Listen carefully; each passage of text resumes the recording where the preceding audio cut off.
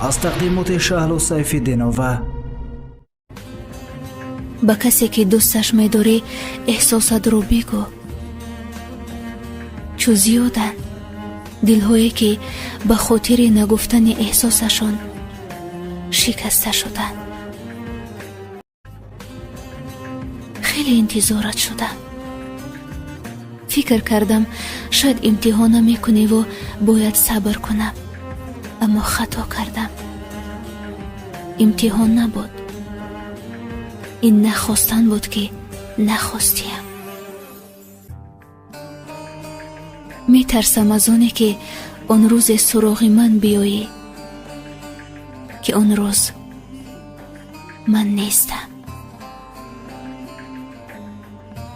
عزیزم، خدا یارت باد.